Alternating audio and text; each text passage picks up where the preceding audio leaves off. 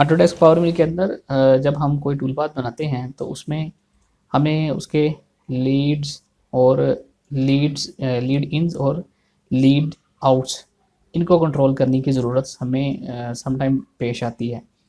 तो लीड इन्स होते क्या हैं? लीड इन्स फर्स्ट टाइम जब हमारा टूल पाथ एक लिफ्ट लेकर दोबारा से जब पेनिट्रेट करता है मटेरियल के अंदर तो उसको लीड इन्स कहते हैं। और इसी तरह जब वो पूरा अपना मूव मुकम्मल करने के बाद ऊपर की तरफ दोबारा उठता है तो उसको हम लीड आउट कहते हैं।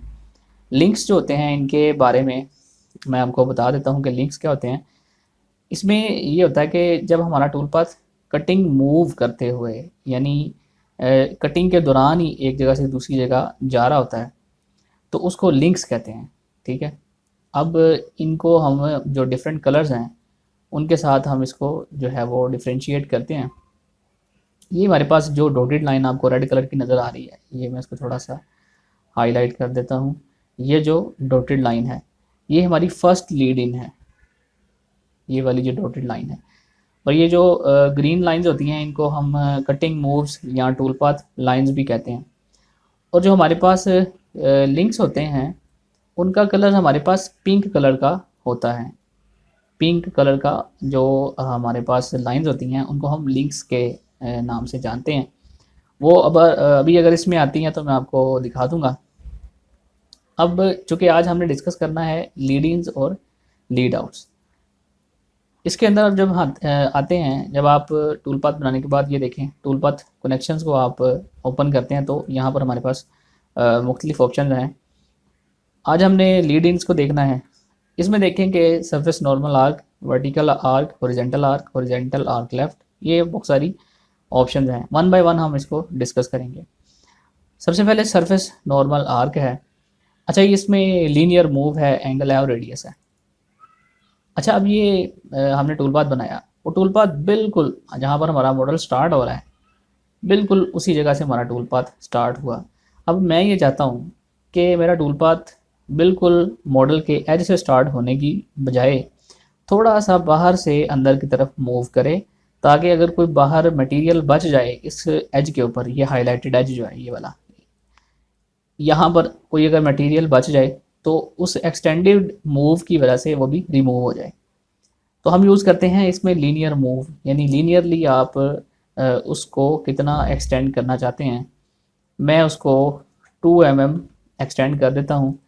और अगर मैं उसको एक आर्क की शक्ल देना चाहता हूँ तो मुझे उस आर्क का जो एक एंगल है कि कितने एंगल तक वो आर्क होनी चाहिए, 0 से 90 डिग्री, 0 से 180 डिग्री, 0 से 270 डिग्री या 0 से 360 डिग्री। तो मैं उसको करूँगा 90 डिग्री या 45 डिग्री भी मैं कर सकता हूँ। और उस आर का रेडियस क्या होना चाहिए यहाँ पर हम वो स्पेसिफाई करेंगे। जैसे मैं वो आर का रेडियस जो है वो 3 रख देता हूँ।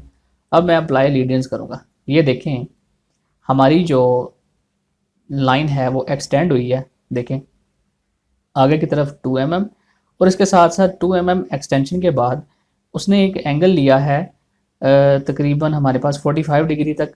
जो आर्क है वो आगे की तरफ बढ़ी है और उसका रेडियस 3 mm है।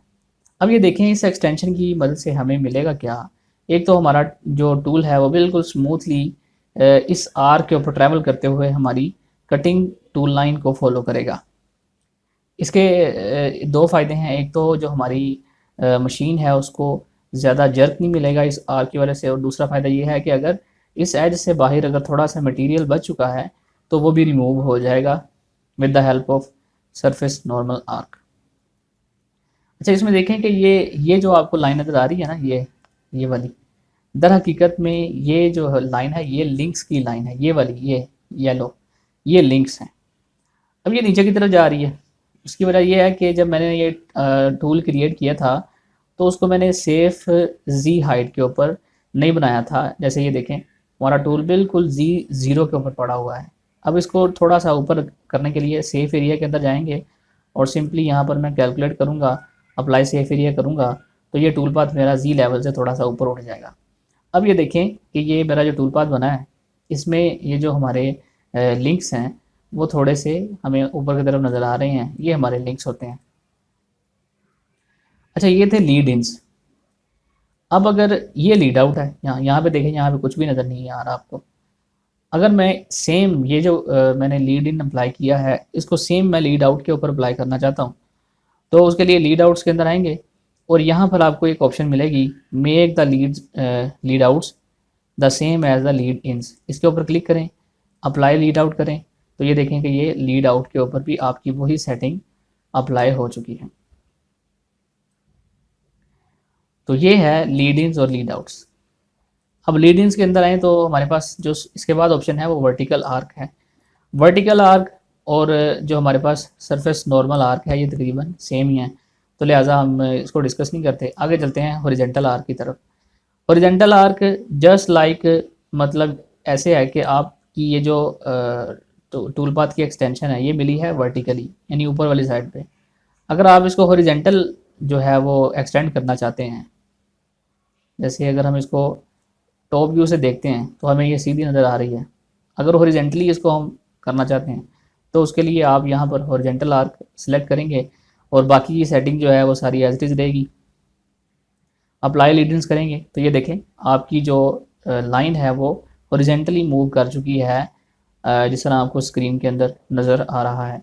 इसके बाद लीड आउट के ऊपर अगर आप अप्लाई करना चाहते हैं तो सिंपली इस बटन के ऊपर क्लिक करके अप्लाई लीड आउट्स करेंगे, तो ये देखें आपकी हॉरिजेंटल आर्क भी अप्लाई हो चुकी है।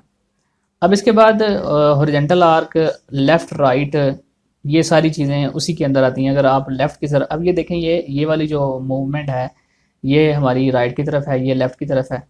इसको अगर आप कंट्रोल करना चाहते हैं तो सिंपली आप हॉरिजेंटल आर्क लेफ़्ट राइट यहाँ से सिलेक्ट कर सकते हैं। आगे चलते हैं एक्सटेंड मूव की तरफ।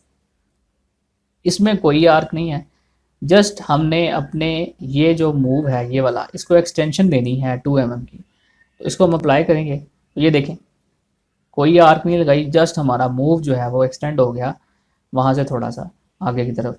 तो लीड आउट्स के अंदर आएंगे और सिंपली कॉपी करेंगे और इस जगह पर भी लीड आउट्स को अप्लाई कर देंगे। तो ये है हमारी जो मुख्तलिफ ऑप्शन हैं लीड इन्स की, जिसके अंदर हमने surface normal arc, vertical, horizontal और उसके बाद एक्सटेंड।